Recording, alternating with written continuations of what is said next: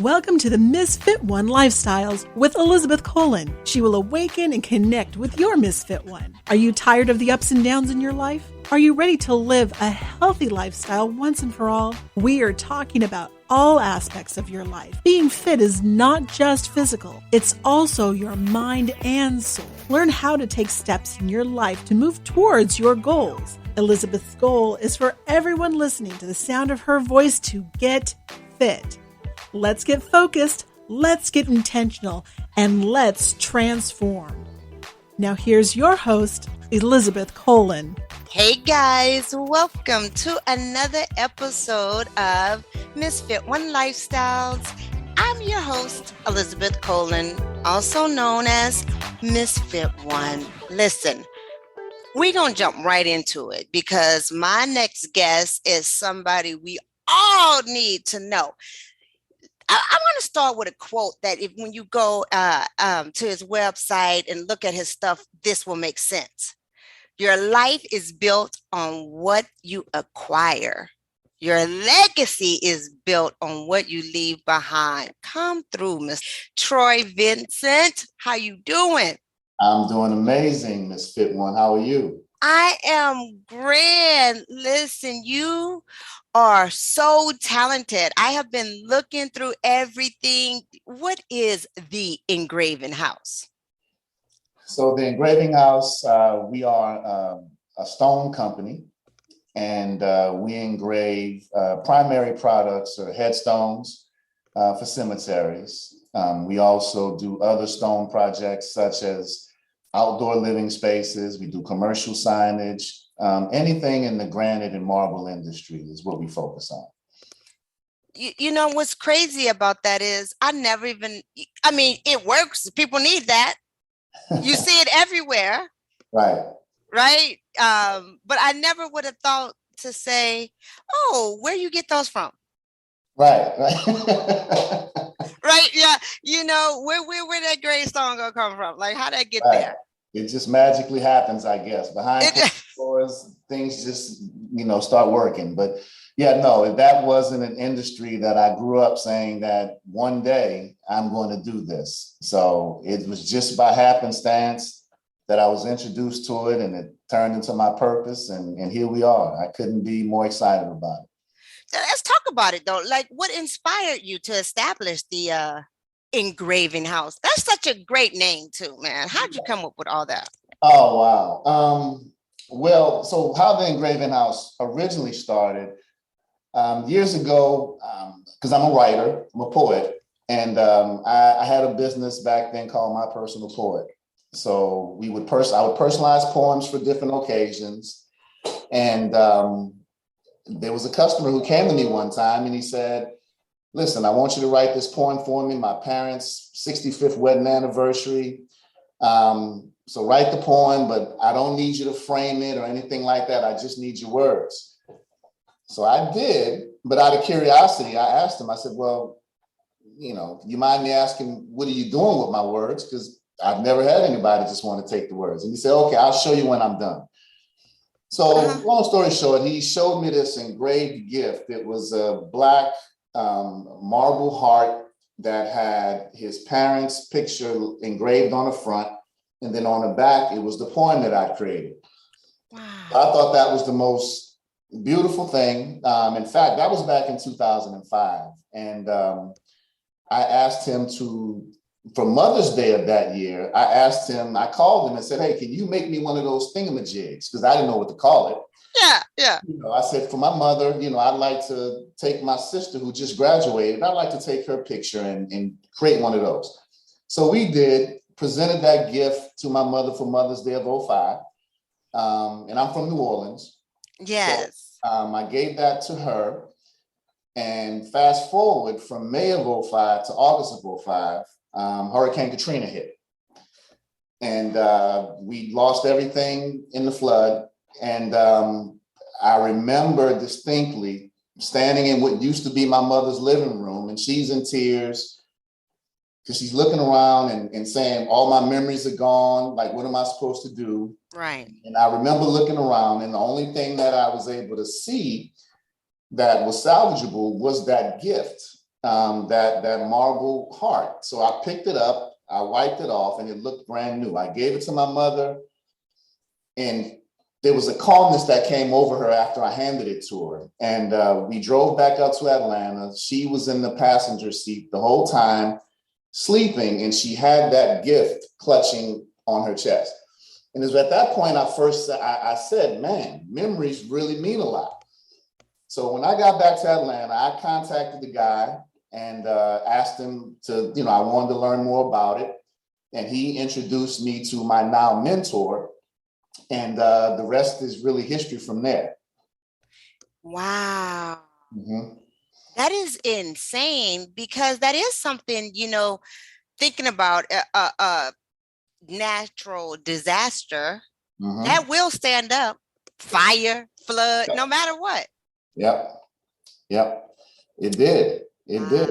So yeah, that's how our tagline, where memories are set in stone, that's where a lot of that came from. It's permanent. Once we create something, you have it forever. And that's so important, because our life is ever changing right now with this COVID, the pandemic, and all the things that's going on. How did the pandemic affect your business, if any? It probably gave you more business. Actually, I will say this, 2020 was our busiest year ever from a revenue perspective. And 2021 surpassed it. Wow. So yeah, it was one of those bittersweet. It's been a bittersweet situation, right? Yeah, because COVID is really, a lot of people have, they have left us through COVID. And so this has really been a ministry for us here. Just really, we've embraced the challenge of helping so many people. Right. But yeah, so it's really had a huge impact on us. I can see that too. And not only the impact of COVID, but you're engraving something in stone, something that's going to be forever. That has to have set up so many things for you, right? Like, what has your business taught you? It's being in my business, it's really taught me how to live. Because when you're working with the death, when you're working with death, you learn how to live. You understand how precious life is. Right. And so yeah, it's really I've embraced it. Some days we're counselors, we're therapists, we're referees between family. We're a little bit of everything. So being a part of something so significant in families' lives, right, mean a lot. Now, when we first started the business, it wasn't just headstones. Right. I was just about to say, don't you engrave like everything? What are some of the things that you do engrave? Well, anything, marble, granite, wood, leather, there's different materials that we use. We commemorate weddings, birthdays, anniversaries, you name it. If it's important to you and you want to make that memory permanent, we'll create a keepsake to make that happen for you. So that's what that is. The headstones are the primary part of our business. It's just taking us in that direction, but we will supply families and clients with other engraved gifts as well. Well, how can we contact you? Let's get this out right now, because I know that once we said you can make a permanent memory, everybody like, oh, I need that, because I want to be remembered forever, right? Oh, well, you are. Look, you're doing some amazing stuff. You are truly creating your legacy as we speak. So, so just keep doing what you're doing. But thank you, darling. Thank you. Yeah. But I'm gonna order me something. Where can we connect with you? Well, you can go to our website, www.engravinghouse.com.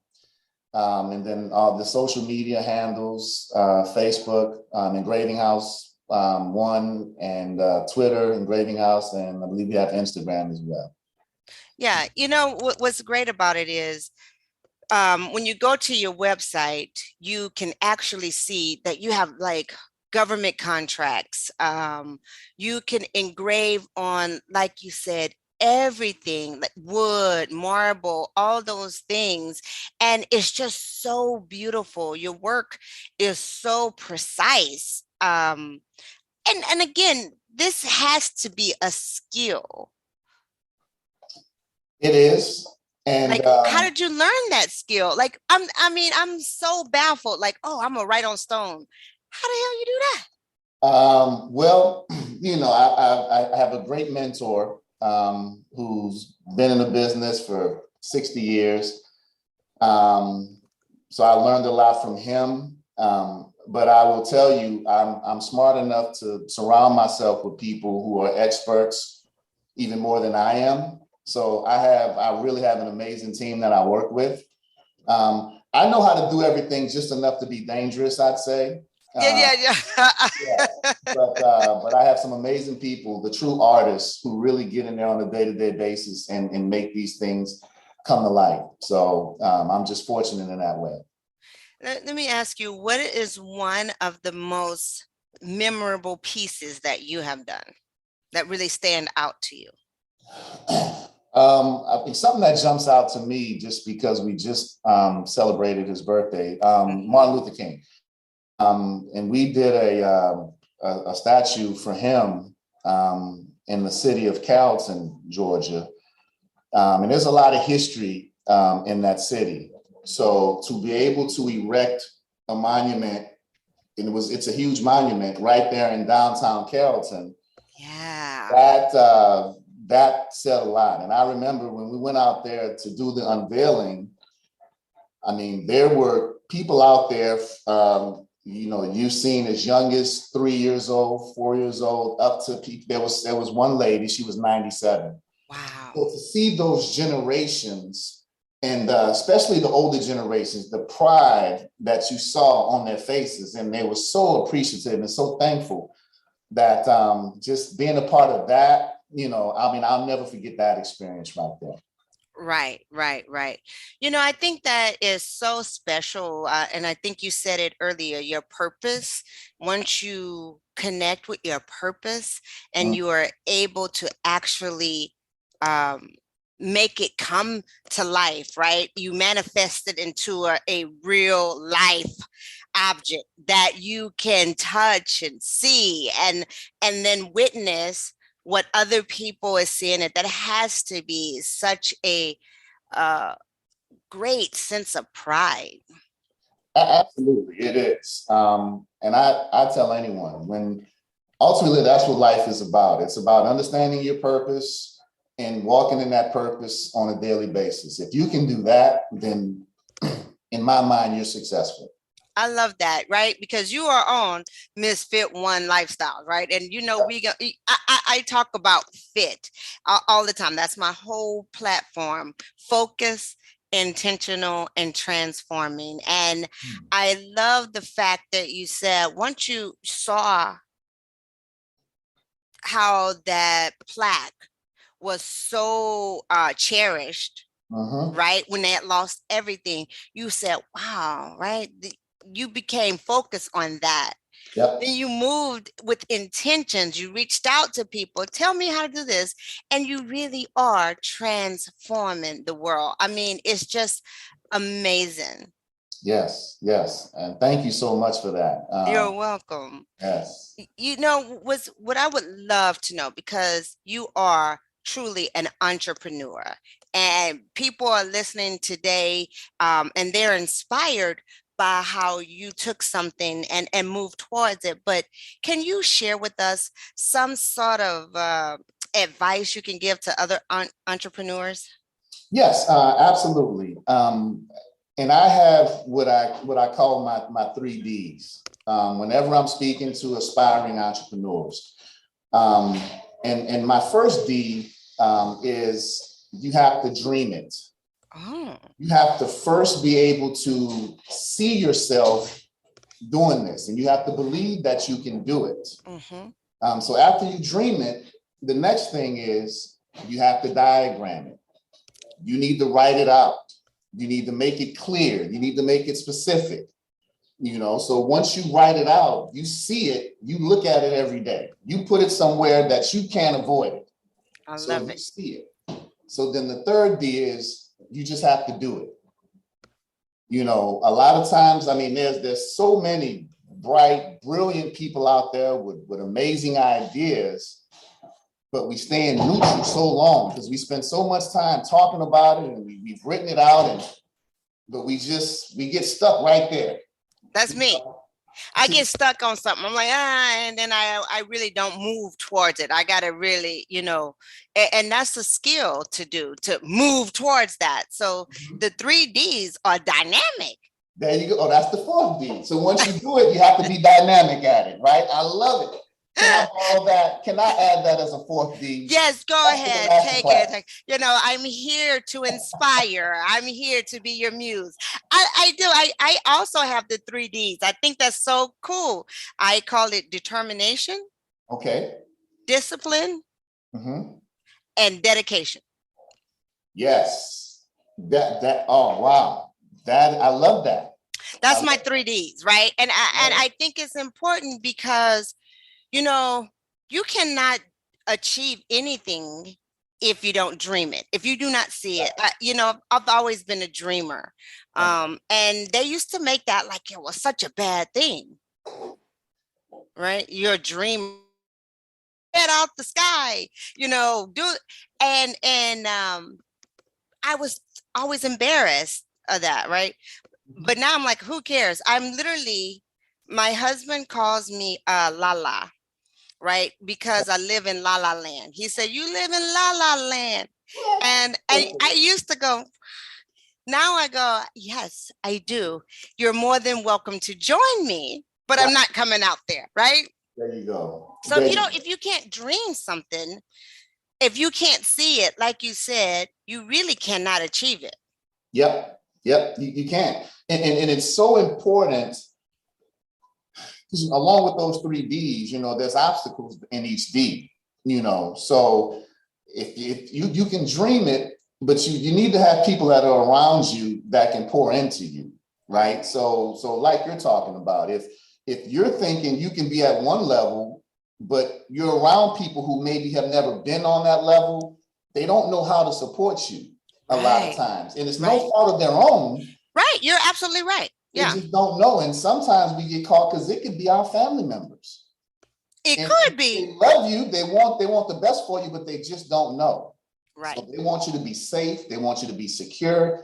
They want you to not rock the boat, right? Just go and do whatever for somebody else. Right.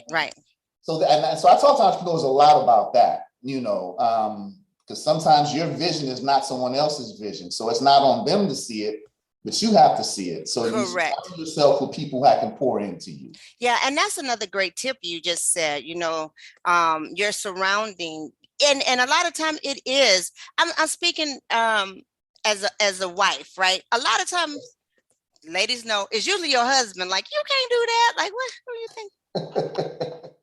What do you think you are? And a true story. My ex-husband, right? I remember when I said, oh, I want to be in a magazine. I want to do this. And this is a long time ago. And he was like, why would you be in a magazine? I don't know, why would you? And I was like, oh.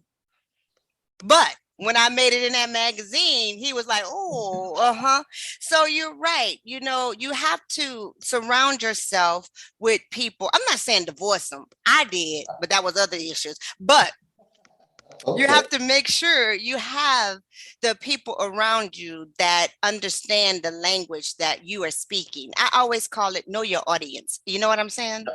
Yep. That's awesome. And yeah, you have to know your audience. Right. Surround yourself with people like you hit that out of the park with that. Make sure you're around people who can understand your dream and allow you to dream and help you with that. Yep. And it can hold you accountable. Right. And then the other one, you diagram. I just love that when you have to make a diagram of something, and that's a lot of times where people get stuck. Mm-hmm. Yeah, no, and part of the issues with that is sometimes it's not clear enough. If I Mm-hmm. if I wanted to open up a barbershop, it's not enough to just say, you know what, I want to open up a barbershop, and I write that down and I look at that every day. No, I need to say, I want to open up a barbershop. When do I want to have that barbershop opened up? On what side of town do I want to have that barbershop opened up? What type of barbershop do I want to have? So I need to write all of that down. So the more that I can write it down, the more clear my vision becomes, the more intentional I can be in my movements. So Right. that is the key. You have to be very specific about what it is that you're wanting so you know how to go and get it. And you And know then, if you're off track, you know how to get back on track right. because it's very specific in terms of what you're doing. And that moves right to your third D. Do it. God darn it, after you done been that specific, you already diaphragmed it up. You have a whole action plan. Do it. But life happens sometimes, Yep. right? So it's so we make excuses. And I heard, and I have something that's in my phone right now that I heard Oprah Winfrey say, and it's my screenshot. And she said, I don't know if you can see that, but it says, one day or day one, you decide. And when I heard that, I said, oops, I gotta put this on my phone. I have to remember that. Right. Because a lot of us, we get stuck in whether we're afraid.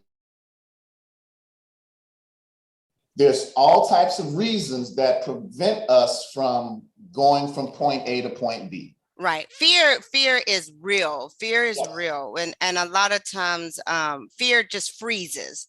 And I'm speaking from example. I am speaking from experience. That is so me. I have amazing ideas. I'm gonna do this, I'm gonna do that. Then I get scared or I'm stuck in looking at it again. And I'm also like a perfectionist. If I'm gonna do it, I want it has to be the best. Going all in. Okay. I'm gonna go all in, which then it never happens. Mm-hmm. Right? Because I want it to be perfect. And there is nothing perfect. No. But what one of my friends had told me, and it was something that I will remember to the day I die, and I tell it to other entrepreneurs, big companies do this all the time. If you have an iPhone, they release stuff all the time that's not ready. They do an upgrade, a software upgrade. So if Apple can put out something that's not ready and we can tweak it as we go. Yep. Then why not? Why not? Why? Well, what are we doing? Why it's not going to be perfect? Because you're never going to have all the answers, right? Part of it is you put it out there and then your customers will tell you how you need to adjust. Right. You're not going to have all the answers, but you just have to take that first step. You do. And I think it's amazing. You are so dynamic at what you do. Your brand is, you guys got to go. Tell them again the website. It's www.engravinghouse.com. Engravinghouse.com. And now what else is going on with you guys? Is it something, I see your face. What's going on? Tell me, just go on, let the people know.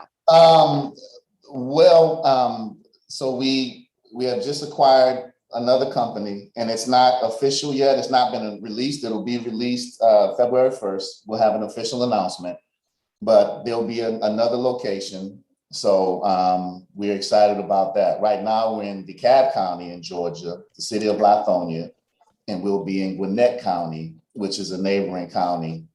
So doors have been opening, opportunities have been presenting us, and we're just doing it. We've been put in an amazing position, and just super excited about where we're headed. Yeah. Congratulations. Thank you so much. Yeah, y'all heard it first here. I just want y'all to know y'all heard it first here. Right. And I wish I could get more details right now, but We'll come back to it. We'll Yeah. come back to it. We'll Okay. let them know. We'll put it to the people. But what's crazy is when we look at a business, and we're doing this business, sometimes it gives us a little nudge into something else, right? Like, oh, I could do this, or oh, I could do that.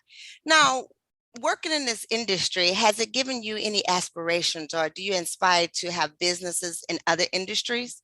Yeah, no, and that's so yes. So one of the things that I can share this is one of my previous lives right out of college. I was an insurance agent.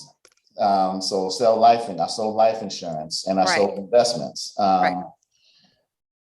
Being in this industry, I talked to a lot of families on the headstone side that they come in, unfortunately, they don't have things properly in order. Right. So things become chaotic. It becomes difficult raising funds to do different things. That's the car washes, everybody getting them car washes. Fries, the GoFundMe's. Yeah. Yeah. So I've seen both sides of it. I've seen where families come in and they're literally fighting because they're waiting on $1 from this brother or 50 cents from this cousin, and they can't do everything that they want. So it becomes a stressful situation, which means that they can't properly grieve their loved one, right? So I've seen that side of it. I've also seen the side of families that have come in, they have all their stuff in order, they pick something out, and then they say after the fact, it's like, oh, how much is that going to cost us, by the way? Must be nice. You can pick something out and then ask about the price. Right. And they write an estate check and they keep it going. Right. Right. So that has motivated me to say, you know what, I'm going to go back, we're going to get licensed, and we're going to offer insurance policies to these families that are coming in. And a lot of them just don't understand how that all works, but it's an opportunity to me to continue to minister to my community and help put them in a more comfortable situation where they can prosper. So that's an example of taking what we're doing and springboarding it into something else. That's really cool. That is really cool because it happens a lot. We don't realize stuff costs when you when you pass. I know you gone and you like, thank you, Jesus, I'm out. But the people behind you are like, hey, how are we supposed to do this? How we gonna pay for that? Like, right. Yeah, and it's heartbreaking. It's heartbreaking when you get families in there and they're crying because they don't feel like they can do their loved one justice. Right. And I'm laughing. It's very bad. I should not. But you know what I think of is when Chris Rock was like at McDonald's and said, how much is it for the bun? How much is it for just a seat? Right. How much is it for just, right? So I can see them saying, yeah, I want this one. But wait a minute. How much is it if I take this off? Right. How much is it? They're negotiating with themselves. Yeah. And again, they do it, but that's a hard pill to swallow. Yes, that is. Grandma, and you feel like you're cutting corners. That's right. That's sometimes that can be tough to deal with. So, yeah. And that's great because now you can now offer them that security and that as well. Yep. Bravo, Mr. Vincent, you doing your thing out there. Well, thank you so much. Yeah. I really appreciate you taking time out. And before we wrap it up, is it anything else you want to leave for the people? I would just say, if you're out there and you are an aspiring entrepreneur, the question is, why not? Why wouldn't you? You would either pay the cost now or you'll pay it later if you don't do it. Because what you don't want to have is to be on your deathbed and to talk about what you woulda, coulda, shoulda, I wish. What's the worst case scenario? You look at that, and if you can handle the worst case scenario right now, then you do it. Right. So for me, it was, hey, worst case scenario, this don't work out. I'm a smart guy. I can always go back to corporate America if I absolutely had to. So once I figured out that that was the absolute worst case scenario, I said, what am I waiting on? Right. So if you're thinking about it, do it. If you're already doing it, reach out to someone who is aspiring to do it and inspire them. Yes. Pour into someone else. If you continue to pour into someone else, what you need will automatically get taken care of because you'll get poured into from somewhere as long as you continue to pour into others. That is awesome. And that just made me remember, like, how was I gonna let you go without asking you about how you take care of yourself? Like, I'm tripping right there. I'm tripping. Like, yes, Miss Fit One. Listen, we are all ears. What is it that you do for yourself? How do you take care of you? Yeah, it has to start there, right? So for me, I try to win the day and I win the night. If I do those two things, I win the morning, I win the evening. So for me, my morning is pretty consistent. I wake up, I start with meditation, prayer, and then I work out. That's like clockwork. Right. So I do that, and then I'm mindful of what I put in my body, right? Because as an entrepreneur, you work a lot of hours, your brain is always going. Mm-hmm. You have to feed your body with things that can help increase your energy, increase your mind, your thought process. So trying to put the right things in my body is what I do. And for me, also, I do a lot of volunteer work. I've been very, very fortunate. So I spend a lot of time with the youngsters in my community. I'm passionate about young boys and young girls. So I'm part of several organizations that when I'm not working or working out, I'm spending time with them. So always trying to do something to give back to others. So so that's it. Eating right, exercising my mind, exercising my body, and making sure my spirit is strong. Then that's a full day if I do those things. That is phenomenal.